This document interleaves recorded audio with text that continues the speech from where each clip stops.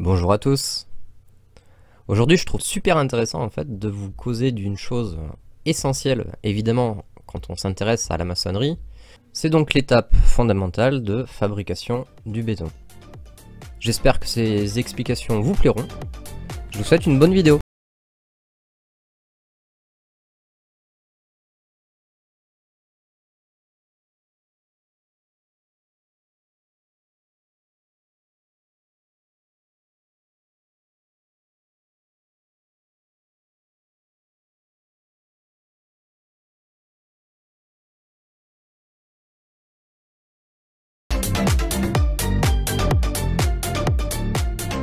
Bon allez, c'est parti. Je vais vous montrer comment on démarre la bétonnière, les choses à savoir, et surtout évidemment comment faire le béton. Donc le béton, vous connaissez totalement mon aversion pour ce genre de matériaux, mais on va pas s'éterniser et philosopher là-dessus. Moi, tout ce qui m'intéresse, c'est de vous apprendre comment bien faire du béton. Donc, attention, pour une fois, je vais vous expliquer les dosages. De toute façon, c'est pas compliqué, c'est quand même marqué sur les sacs de ciment que vous allez acheter. Et là, je mets le doigt quand même sur un point très important, c'est la sécurité, donc les EPI. Il suffit donc de simplement bien lire sur les sacs les dosages. Donc mon premier conseil, c'est pas de raisonner en litres, même si c'est indiqué sur les sacs, mais surtout en termes de volume de seau. Un seau fait en moyenne 10 ou 11 litres. Donc au final, moi je vous conseille de considérer qu'un seau fait à peu près 10 litres.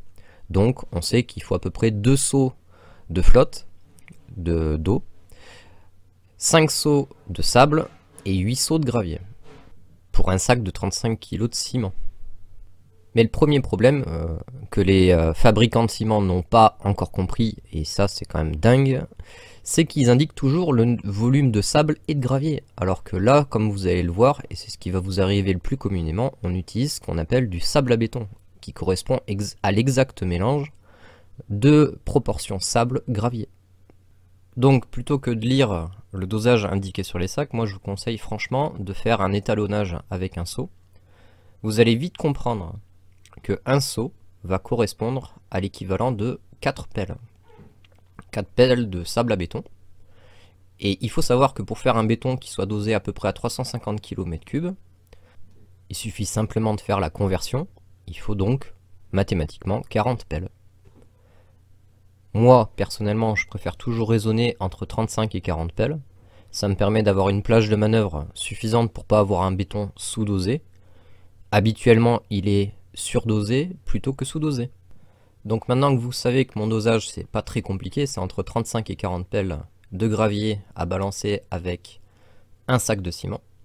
J'ai plus qu'à installer, à préparer ma bétonnière. Donc je tiens vraiment à préciser, c'est une bétonnière qui m'a été presque offerte donc par mon ami Michel, un maçon que vous voyez régulièrement en vidéo.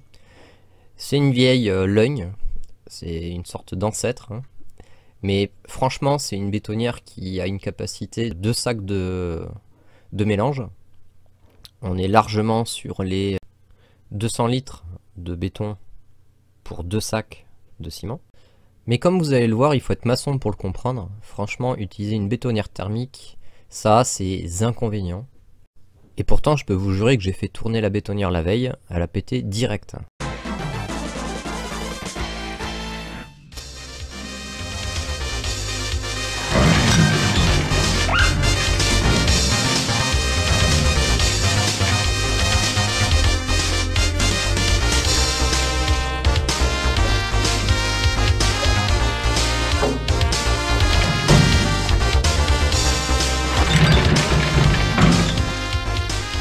Donc en fait, c'est surtout là le message que je voulais vous passer, c'est que une bétonnière thermique, c'est vraiment très bien, hein, franchement.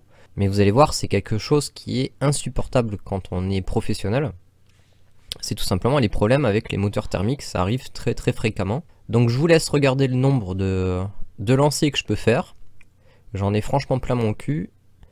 J'ai des idées de suicide et de meurtre, mais par contre, c'est la réalité. Un moteur thermique, quand il fait froid, quand on ne sait pas qu'est-ce qui se passe, mais vous allez y passer votre vie et vous allez péter les plombs. Et pour tous ceux qui se poseraient la question, je tiens à préciser que bien entendu, j'ai pris soin la veille de faire un test pour la démarrer et à la péter au quart de tour. devant le client.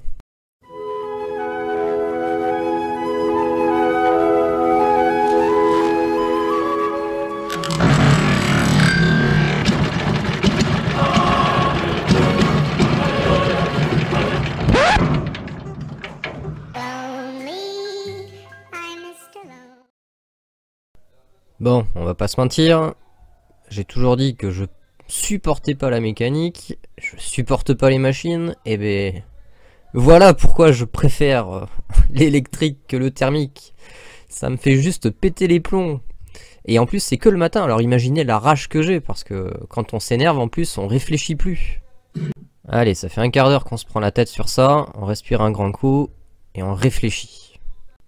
Bon, dans le bâtiment, je vous le dis franchement, maintenant que vous savez que j'ai une totale aversion pour les bécanes, il y a quand même des choses sur lesquelles on est obligé de savoir se démerder.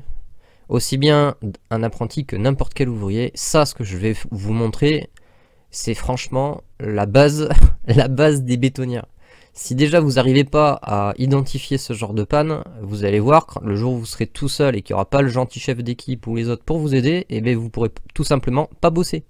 Je me dis, c'est quand même pas la bougie, je l'ai nettoyée il y a quelques mois de ça, elle peut pas être encrassée, et elle semble pas plus encrassée que ça. En plus j'ai galéré, j'ai dû demander au client pour aller me choper en urgence une clé, et heureusement il l'avait, sinon imaginez, tout était foiré quoi. Donc, qu'est-ce que j'ai fait? J'ai simplement donné un coup de brosse métallique sur la bougie, puisqu'on m'a toujours dit que ça fait toujours du bien. Je remets tout ça en marche, je mets sur le starter, et on va voir.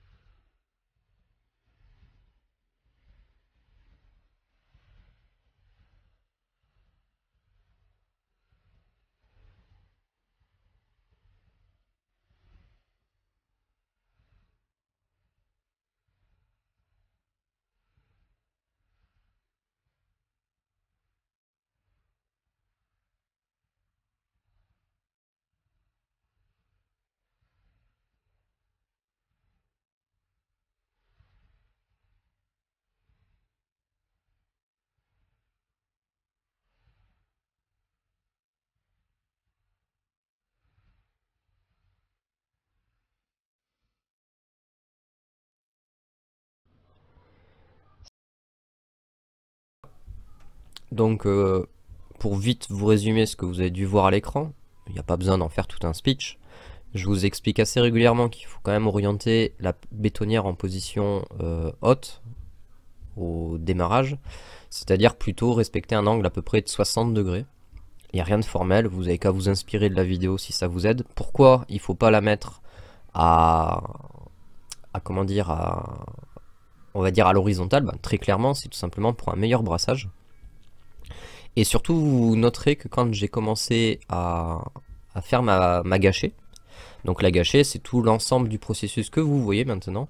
La bétonnière est lancée et je mets d'abord, encore une fois, c'est ma façon de vous expliquer la chose et c'est une façon que j'aime beaucoup faire. Tout simplement, donc, c'est dès le départ, on met la quantité quasi totale d'eau demandée.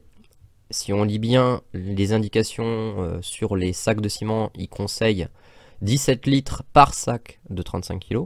Étant donné que j'ai 2 sacs de 35 kg, ça nous fait à peu près 40 litres de flotte, quoi. Donc, moi personnellement, je vous conseille de respecter dès le départ la juste quantité d'eau préconisée. Pourquoi? Parce qu'en fait, déjà, vous allez vous rendre compte d'une chose, c'est que les tas de sable, le mélange à béton, comme je vous expliquais, ce que je suis en train de mettre dans la bétonnière, en partie haute, le sable à béton est franchement sec, et en partie basse, tout le sable à béton que vous allez jeter à coups de pelle, tout simplement, il est très humide. Voilà, c'est un phénomène tout à fait naturel. Il n'y a pas besoin d'épiloguer là-dessus, mais du coup vous risquez de vous rater pas mal de bétonnières parce que plus vous allez descendre vers le mélange de sable à béton qui est humide, plus vous allez faire de la soupe. Donc essayez de toujours garder ça en tête, mettez dès le départ la juste quantité d'eau, et étant donné que mon sable à béton en partie haute est sec, et bien très clairement, je me fais un petit peu avoir au début, je suis obligé de rajouter l'équivalent de à peu près 2 seaux de flotte en plus. Donc j'en ai rajouté à peu près un peu moins de 20 litres de plus. Donc on est plutôt sur à peu près 50-60 litres au final. Pour 2 sacs de 35 kg de ciment. Toujours pareil, je le mets plutôt vers la fin des 70 pelles de sable à béton. Mon mélange est enfin prêt. Ce que souvent les gens appellent le ciment. Le ciment est prêt. Mais en fait, bon, j'en profite pour vous montrer qu'il faut surtout pas hésiter à bien humidifier sa brouette avant de commencer à faire ses premières gâchées, sinon vous allez voir que le béton il va de suite accrocher à votre brouette. Donc ça c'est une petite astuce, je vous conseille de toujours le faire, d'humidifier par exemple les seaux, les pelles, tout ce qui va être en contact direct avec les bétons ou les mortiers de ciment. Sinon vous allez voir que pour le nettoyage vous allez bien galérer, et puis même quand vous allez vouloir verser les brouettes, ça va pas glisser, ça risque d'accrocher, c'est super relou. Donc là, comme je vous expliquais, j'ai pas suivi scrupuleusement la préconisation des sacs de ciment. Pourquoi? Parce que déjà j'estime que le béton est quand même plutôt ferme, voire presque sec. On peut pas dire qu'il soit vraiment sec, mais franchement il va être super chiant à tirer à la règle. Par contre, ça vous permet d'être sûr d'une chose, c'est de ne pas avoir un béton qui soit fragile. Il a l'air certes sec en apparence, mais par contre il va être beaucoup plus résistant que si vous fabriquez de la soupe. C'est-à-dire que, admettons que vous rajoutiez au lieu des 4 seaux indiqués pour 2 sacs de ciment, et bien si vous en rajoutez genre, je vais dire une connerie, mais 8, vous allez avoir un béton qui est tellement liquide que structurellement, en fait, c'est un béton de moindre qualité.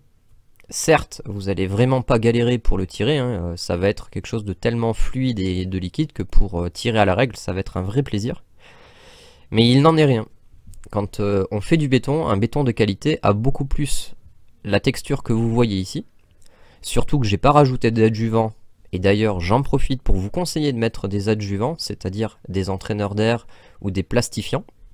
Ce qui va vous permettre d'une part d'augmenter la maniabilité de votre béton, donc augmenter drastiquement la facilité d'application du béton.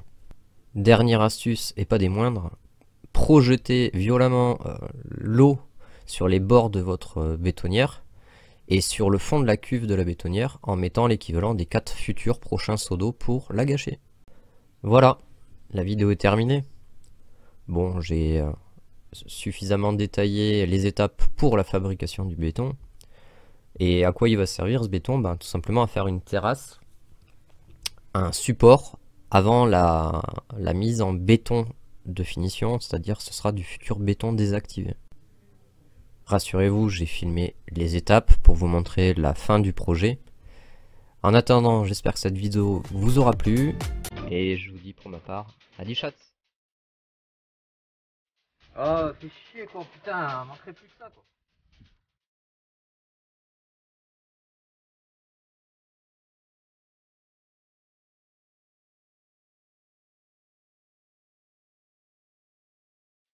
Et il y a sort de là.